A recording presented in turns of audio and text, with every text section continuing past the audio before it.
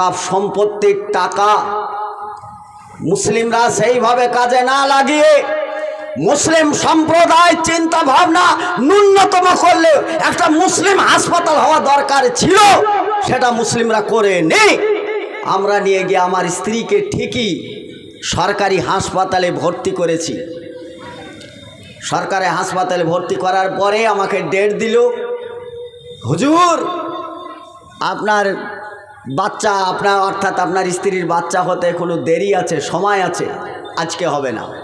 হাসপাতালে থাকলো, কালকে হবে না, হাসপাতালে থাকলো, পরশু হবে না, হাসপাতালে থাকলো। যখন হাত পা ধরে বললাম, স্যার আমার স্ত্রী কঠিন যন্ত্রণায় আছে, কঠিন অসুস্থতায় আছে, একটু ব্যবস্থা করুন। হাত পা ধরে তাদের কাছে গিয়ে অনুনয় বিনয় করে আমরা ঠিক ব্যবস্থা তখন হলো। তখন দেখা গেল যে আমার সারা জীবনের বুরখার হেফাজতের পরিবর্তে আমার স্ত্রীর বাচ্চা সিজার করার সময়, আপনি দেখেছেন কোনো দিন সিজার কাকে বলে? চিন্তা ভাবনা আছে আপনার? কোনোদিন ভেবেছেন আলেম সম্প্রদায় জাকাতের ফতোয়া দিতে দিতে, খাদ্যদ্রব্য দিব না টাকা দিব, এই ফতোয়া দিতে মুখে ফেনা তুলেছে, কিন্তু কোনো মৌলবী সাহেব আজ পর্যন্ত বলল না মুসলিমদের একটা হাসপাতাল দরকার যেখানে নারীরা, বুরখাধারী নারীরা নিরাপদে একটা বাচ্চা প্রসব করুক। এই চিন্তা ভাবনা আলেম সমাজের আসলো না কেন? কেন করলেন না এতদিন ধরে? হাজার হাজার লক্ষ লক্ষ টাকা তছরূপাত হচ্ছে সামাজিকভাবে।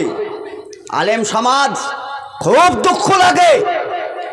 নামাজ পড়াবার সময় ঠিকই আল্লাহু আকবার সবারই সামনে আমার হাত তোলার পরে পরে যতই শিক্ষিত মানুষ থাক তাদের হাতটা পরে উঠে।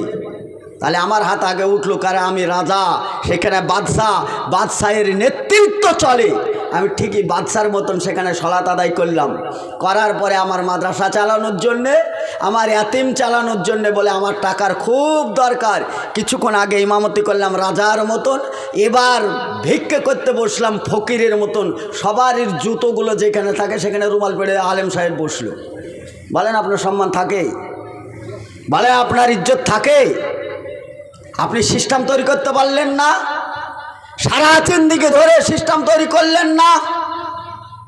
আপনার এই সমস্ত জাকাত ও ফিতরার টাকা সামাজিকভাবে তছরূপাত হচ্ছে বুঝতে পারার পরেও এলাকার শিক্ষিত জনতা আপনারা কেন সিদ্ধান্ত নিলেন না যে আমাদের একটা হাসপাতালের দরকার? জাকাতের টাকা আটকে দেন, দেওয়ার পর একটা হাসপাতাল তৈরি করেন।